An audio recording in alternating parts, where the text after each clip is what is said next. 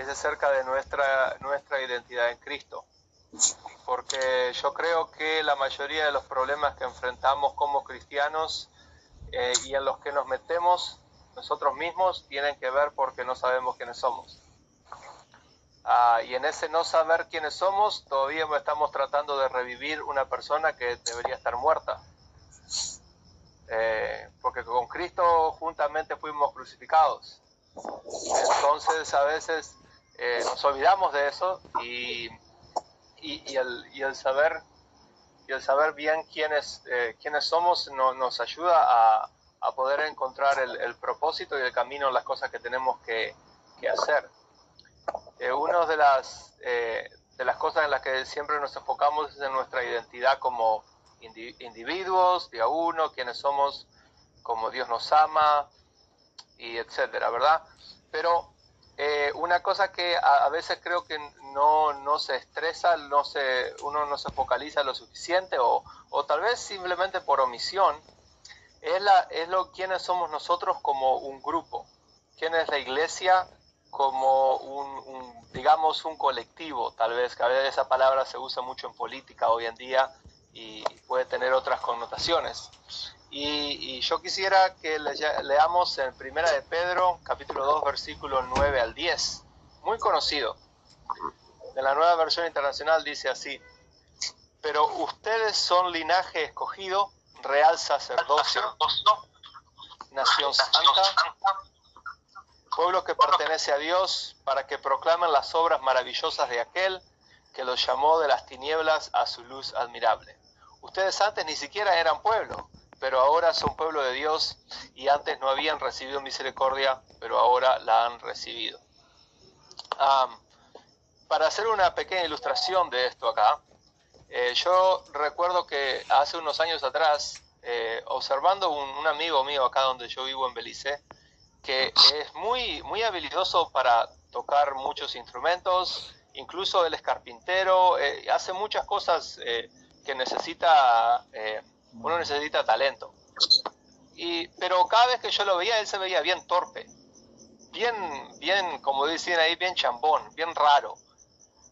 Parece que como que estaba peleando con las cosas todo el tiempo. Y un día está hablando de algo, yo miro cómo escribe y el tipo escribía horrible. Me hacía acordar a mi letra, porque mi letra es espantosa. Y ahí presté atención y me di cuenta que él era zurdo. Y empecé a reflexionar, y una catarata de memorias volvieron a mí, de todas estas cosas que he enfrentado en mi vida, en donde muchas veces la gente me ha visto que voy a hacer algo y dice: ¿y vos vas a hacer eso? Y no creen que soy capaz. Y la razón es porque soy zurdo. Y si ustedes se ponen a mirar, todas las personas que son zurdas se ven raras haciendo tareas normales, cómo agarran un cuchillo, cómo agarran el teléfono, porque está al revés.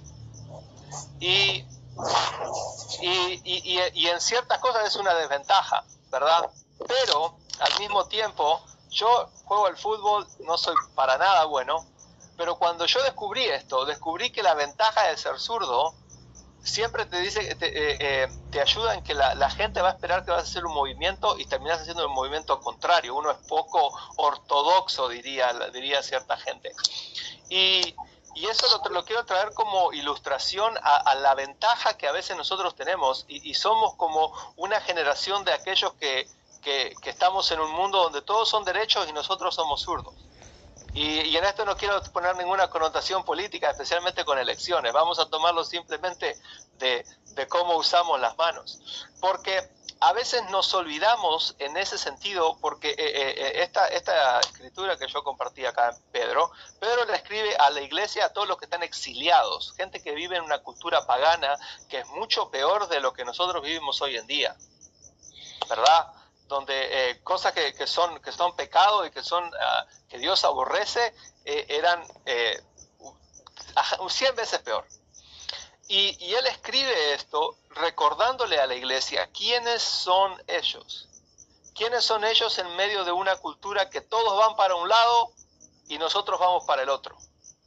Y a veces nosotros nos olvidamos de esto, en el día a día, en la lucha, en las cosas que pasan, nos olvidamos de que, y empezamos a pensar que nosotros somos los raros, y nos cuestionamos. Estoy haciendo lo que Dios quiere. Incluso a veces nos damos cuenta de esto cuando nos empieza a pasar dentro de la misma iglesia.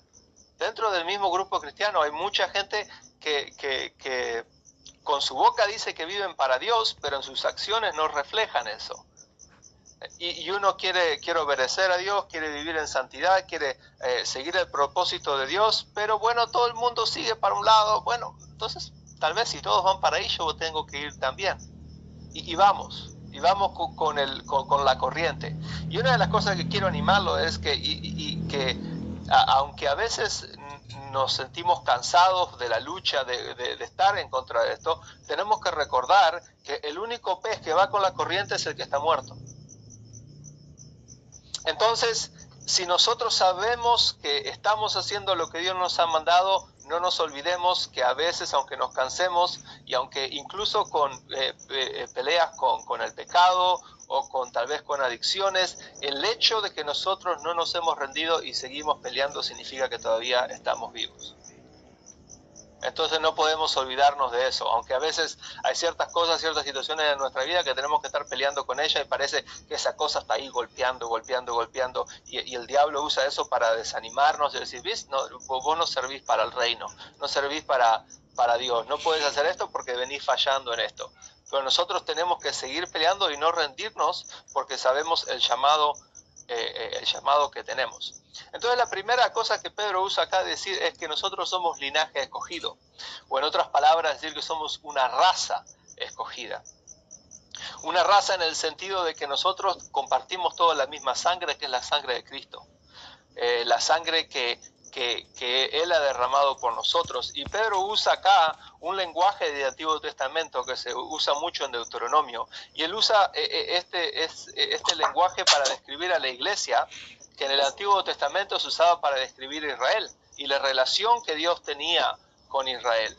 Que Él había elegido ese pueblo, lo había llamado primero por medio de Abraham, llamando y sacando a Abraham desde una cultura pagana y perdida, y de ahí lo saca y cumple su promesa hasta sacar al pueblo de Israel del medio de la esclavitud.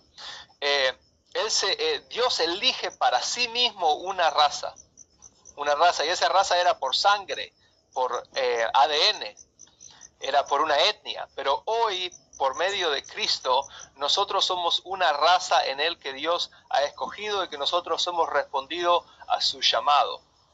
Lo siguiente es que Él dice que nosotros somos un sacerdocio real.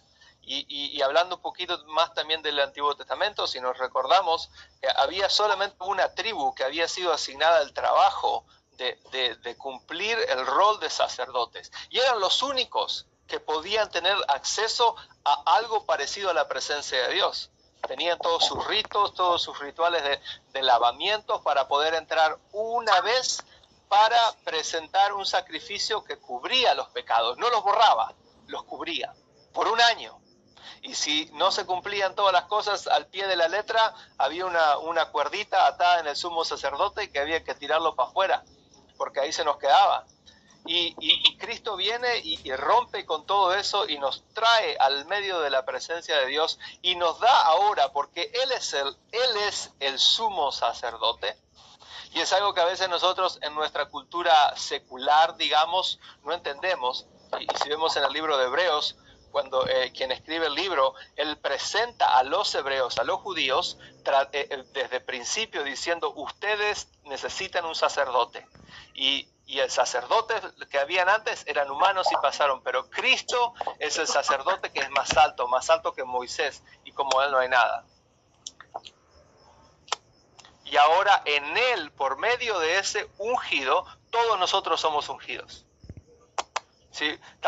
En la Biblia antes ungían a David, a un rey, o los sacerdotes eran llamados, pero nosotros ahora por medio de Cristo todos somos parte de este sacerdocio real. Y a veces nos olvidamos que el lugar donde Dios nos ha puesto, sea en la familia, nuestro lugar de trabajo, las amistades que tenemos, nosotros en ese lugar somos sacerdotes para Cristo. Somos el puente, el nexo entre esos que no conocen a Cristo y la conexión con el Padre. Y a veces nos olvidamos de eso, y por las relaciones que son complicadas, esa persona que tenemos al lado que parece, como dice Pablo, el aguijón a nuestra carne. No sé si ustedes tienen de esos, yo tengo unos cuantos.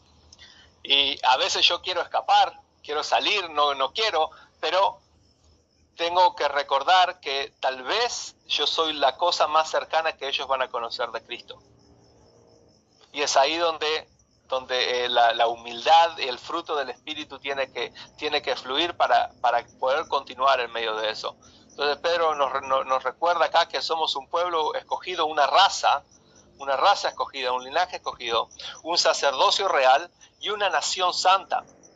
Y esto habla también de que nuestro supremo rey, nuestro rey Cristo, Cristo Jesús, Él es santo. Y como siempre, muchas veces por el uso repetido de cosas sin pensar bien, ciertas palabras pierden el significado y uno empieza a creer que la santidad se trata de cosas como no como esto, no tomo aquello, no toco esto, no toco lo otro, no me junto con aquel, cuando en realidad santidad significa separación, estar separado. En Apocalipsis están los ángeles y las cuatro criaturas que Juan nos cuenta en Apocalipsis, que vuelan alrededor del trono.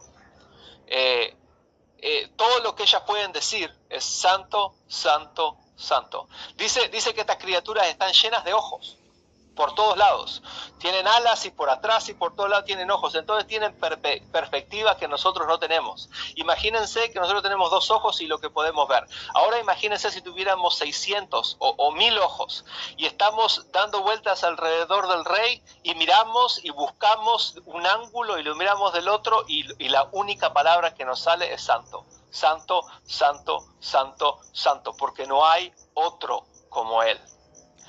No hay nada en la tierra que se parezca a Él, no hay ninguno. Y eso es lo que santidad significa, separado, no hay nada que se parezca, no se puede comparar, no hay nada. Bueno, el azul se parece al violeta, pero nada, no hay lenguaje para explicar. A veces yo medio que lo rezongo un poco en la iglesia, algunos de los hermanos cuando se quejan de ciertas canciones que repiten mucho. Yo les digo, bueno, acostumbrate, porque cuando lleguemos al cielo, los ángeles van a seguir cantando santo, santo, santo y santo, porque es la única palabra que tenemos. Entonces, esta santidad de la que hablamos es entender que nosotros hemos sido apartados para un propósito. Tenemos un llamado, una misión, hemos sido diseñados para un propósito. Y tenemos que tener eso adelante nuestro. Y desde ese lugar, entonces empezamos a elegir, bueno, no voy a hacer esto o no voy a hacer lo otro. La meta es la misión que tenemos, de conocer a Cristo. La meta no es santidad, a veces nos equivocamos. La meta de nuestra vida no es santidad y no es la oración. Nuestra meta es conocer a Cristo. Y para conocerlo tenemos que ser santos y tenemos que orar. Pero a veces parece que ponemos el carro delante del caballo y nos enfocamos en ser santos, santos, santos, santos y nos volvemos legalistas. Cuando en realidad quien nos santifica es el Espíritu Santo, es una obra que Él hace en nosotros. Entonces tenemos que recordar que somos una raza escogida por Dios, un sacerdocio real. Nosotros somos los sacerdotes donde quiera que vayamos y hemos sido apartados para un propósito. Y más adelante Pedro nos dice qué propósito es. Pero la otra cosa antes del propósito que Pedro nos dice acá es que nosotros somos hemos sido, en la última parte dice, hemos sido linaje escogido, sacerdocio real, nación santa, pueblo que pertenece a Dios. Somos su posesión. Dios nos ha creado, nos ha redimido, nos ha limpiado. ¿Para qué? Para tomar posesión nuestra. A Él le pertenecemos. Hay muchos debates a veces acerca de que si un cristiano puede estar poseído por un demonio. Y a veces yo tengo problemas con el lenguaje que se usa porque no quiero entrar en el debate en sí, pero cuando yo entro en la Escritura y en la palabra de Dios, la única vez cuando yo encuentro que un cristiano, que alguien que ha sido redimido, está poseído por alguien, es por Cristo. Hemos sido poseídos por Él. Él nos tiene en su mano, pertenecemos a Él. Y eso para mí son buenas noticias. Porque cuando yo pienso en eso, me doy cuenta que muchas de las cosas por las que yo me afano y me preocupo no tienen sentido. Porque a Él le pertenezco y Él cuida de mí y es el que se encarga de esas cosas. Ahora, el propósito de todo esto. Hemos sido una nación santa, un sacerdocio real, un linaje escogido. Dice, para declarar, para anunciar las virtudes de aquel que nos llamó de las tinieblas a su luz admirable. Y el propósito, el propósito más importante de nuestra vida es el declarar las virtudes de Dios, el declarar su alabanza, su adoración, es el declarar lo bueno que es, las cosas que Él ha hecho. Esa es nuestra misión. Cuando nosotros somos testigos a gente que no conoce a Cristo, la mayoría de nosotros, ¿con qué empieza? Con lo que Dios ha hecho en nosotros. Porque a mí me pueden venir a decir un montón de cosas, pero las cosas que yo he experimentado, nadie me las quita. Nadie me quita lo bailado. Nadie me quita las cosas con las que yo he estado con el Señor. Nadie me va a convencer de que Él nos sana. Nadie me va a convencer de que Él no me ama. Nadie me va a convencer de que Él todavía no hace milagros, de que Él no se ocupa de mí. Porque he pasado suficiente tiempo, he pasado con Él, con Cristo. Hemos pasado tantas cosas que la evidencia es tan grande que yo no voy a cambiar mi parecer. Entonces eso es lo que yo uso para llevar el evangelio a otro, o para hacer un pre-evangelio, para contar de lo que Él ha hecho a mí y ahí poder anunciar el evangelio y lo que Cristo puede hacer por ellos también. Ahora, una de las cosas que nos puede pasar cuando nosotros nos damos cuenta de lo importante que somos para Cristo, que somos santos, el propósito que tenemos, las cosas que Él nos ha dado, los dones que Él nos ha dado por medio del Espíritu, el fruto que podemos producir por la vida que Cristo produce en nosotros, no porque lo que nosotros podemos hacer, sino porque quién es Él, porque separado de Él no podemos hacer nada. Él es la vid y si nosotros estamos conectados, su vida fluye a través nuestro y no tenemos que andar haciendo fuerza para sacar nada de fruto. Si la vida de Él fluye a través nuestro, el fruto va a ser natural. Una de las cosas que nos puede pasar cuando es que estas cosas se nos suben a la cabeza. Y ahora nos creemos que somos más especiales de lo que realmente somos. Y por eso yo creo que Pedro, y este es mi pensamiento, no lo dice, pero yo creo que Pedro pone esta última línea acá en estos dos versículos, porque dice, son linaje escogido, real sacerdocio, nación santa, pueblo que pertenece a Dios para que proclamen las obras maravillosas de aquel que los llamó de las tinieblas a su luz admirable. Y ahora les dice, ustedes antes ni siquiera eran pueblo, pero ahora son pueblo de Dios. Ustedes antes no habían recibido misericordia, pero ahora han recibido misericordia. Y aquí esta es la clave, que nosotros como cristianos y como seguidores de Cristo, una de las características y del fruto tiene que ser la humildad, y no la falsa humildad. Pero la humildad es simplemente reconocer y aceptar quiénes somos por lo que Dios dice. No por lo que nosotros pensamos, no por lo que la gente dice. Porque a veces la falsa humildad juega en nuestra contra y Dios nos quiere llevar aquí y nosotros no acá y nos venimos más abajo. Dios nos dice, vos podés hacer esto, yo te ungí para esto, yo te llamé para esto. No, Dios, yo no puedo. Eso es orgullo, porque estamos llevándole la contra a lo que Dios dice. Eso también es orgullo. Humildad es estar en armonía con lo que Dios dice y lo que Dios declara sobre nosotros. Entonces, aquí encontramos, dice que nosotros antes no éramos un pueblo, pero ahora lo somos. ¿Por qué? Porque antes no habíamos recibido misericordia. Y ahora la hemos recibido. La misericordia es el vehículo que nos transporta desde las tinieblas a la luz admirable, de muerte a vida, de ser enemigos de Dios a ahora ser parte de su familia, de ser extranjeros y sin patria, sin pueblo, sin Dios, ahora ser ciudadanos del reino de los cielos y estar enlistados en el ejército de Cristo. La clave, lo que nos pasa de un lado a otro, es la misericordia de Dios. Y Pedro, como yo les decía, él usa mucho del lenguaje del Antiguo Testamento comparándonos con Israel. Y a todos nos gusta cuando nos comparamos con Israel por las promesas que hemos recibido, las promesas de Israel.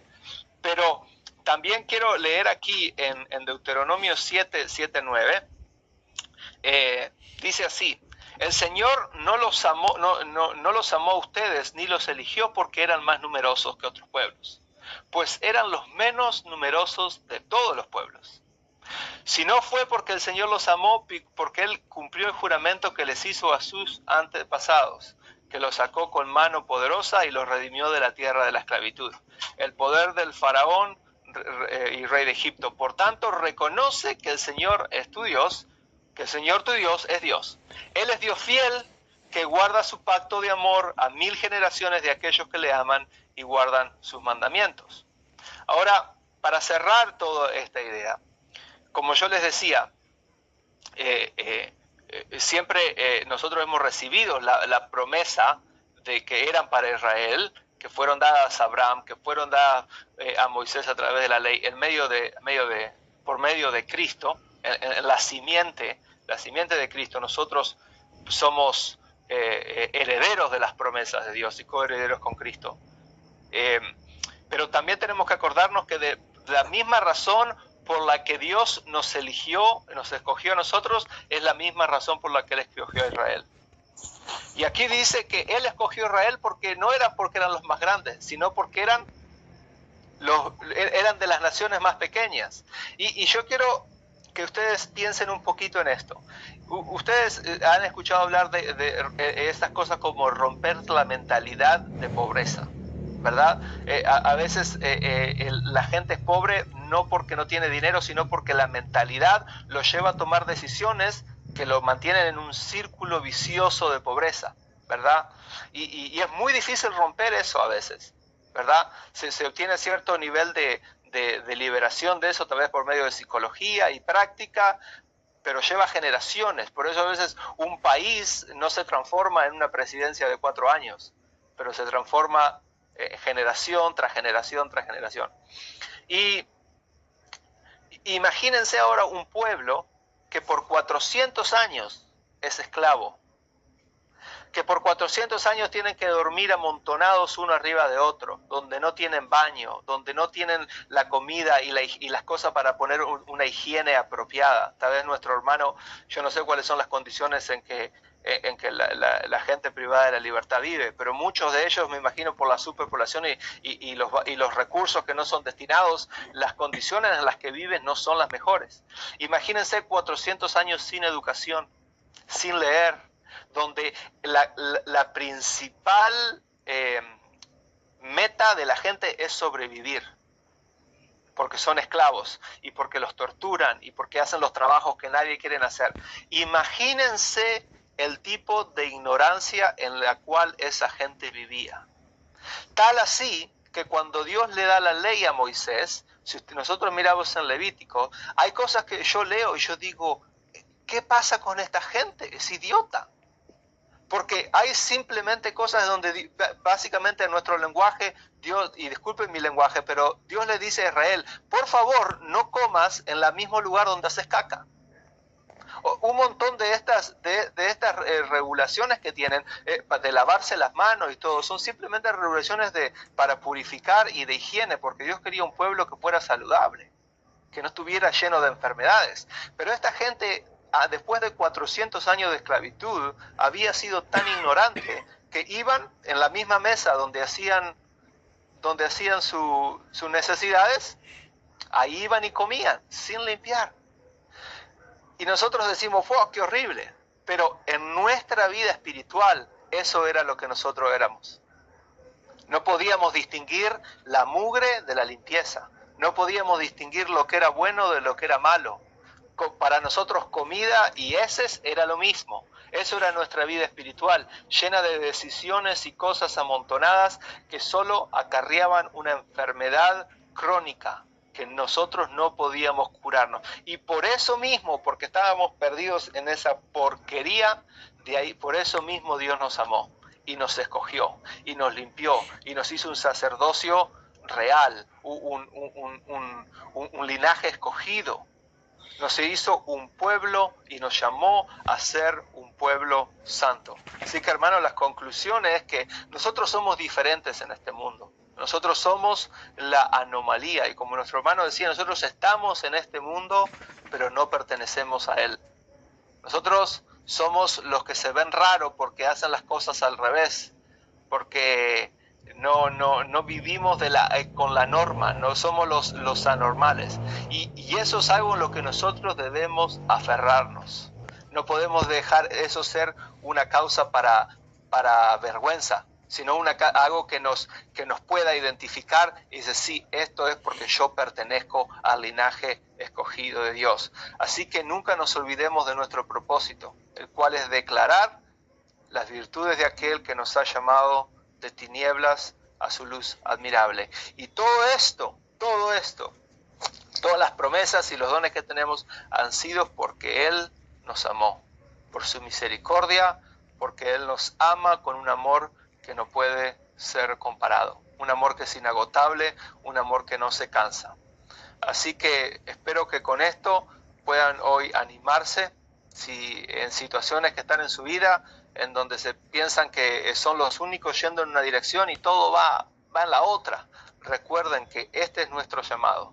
A veces va a pasar que, bueno, la situación no va a ser un poco más favorable, pero en la mayoría de los casos nosotros vamos en contracorriente, vamos en contra de la norma, porque hemos sido escogidos por Dios para anunciar las virtudes de aquel que nos llamó de las tinieblas a su luz admirable. Amén. Amén. Así que para terminar yo solo quisiera hacer una oración pequeña. Padre, te agradecemos por tu palabra, te agradecemos por tu fidelidad y te agradecemos por tu amor, te agradecemos por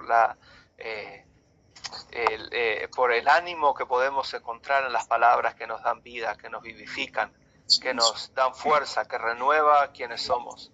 Así como el pasto seco durante el verano que recibe esas primeras lluvias, así es tu palabra en nuestros corazones que nos hace reverdecer, que nos hace crecer, que nos hace florecer, que nos da vida.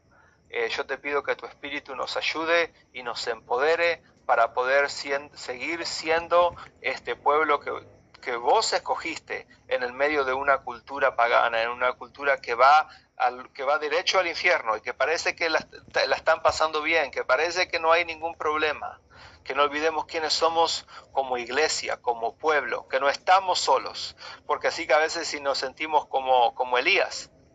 Señor, vos le recordabas a Elías que habían 6.000 que no habían doblado su rodilla a otros ídolos. Señor, te pedimos que nos ayudes y que nos fortalezcas para que el único en donde nuestras rodillas se doblen es frente a ti, para que podamos vivir de esa manera, ¿cierto? Ese sacerdocio real, ese linaje escogido, ese pueblo que es santo y que ha sido separado para servirte, para declarar tus virtudes. Y que con ese ánimo te esperemos hasta que retornes, hasta que vuelvas en las bodas del Cordero, en donde todo el dolor y todas las cosas que nosotros hoy no entendemos, que nuestra mente no puede comprender ese día, todas esas cosas van a ser más que claras, porque te veremos cara a cara. En el nombre de tu Hijo Jesús, nuestro Salvador, decimos amén. Amén. Amén. Amén. Amén. Bueno, Marcio. Así es, hermanos. Sí, te escucho. Sí, solamente reiterar lo que decía. Solo recordemos quiénes somos en Él. Y que no estamos solos. No estamos solos. hay muchos en los lugares donde están, así como ustedes, que están enfrentando las mismas situaciones. Y el Señor los sostiene, y así mismo los va a sostener a ustedes, porque Él es fiel. Amén. Gloria a Dios. Muchas gracias entonces, Diego, por el mensaje.